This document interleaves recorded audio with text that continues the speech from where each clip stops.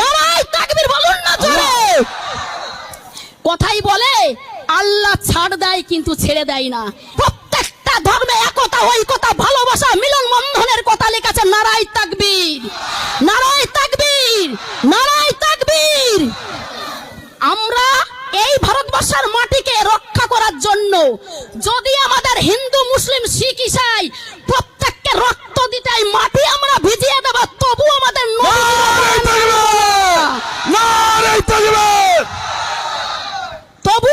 নবীজির অপমান মানব না। কারণ আমাদের বিশ্ব নবী হযরত মুহাম্মদ জি হচ্ছেন একজন শান্তির দূত, যিনি বলেছেন তোমার বাড়ির পাশে যদি কেউ যদি অনাহারে দিন কাটে, যদি তারা দুঃখে দারিদ্রতে থাকে, যদি তারা কষ্টে থাকে, তাদেরকে তোমার থেকে একটু খাবার তাদেরকে দাও। একেই বলে নবীজির আদর্শ। আমাদের নবীজি বলেছেন তোমরা সবসময়ের জন্য শান্তি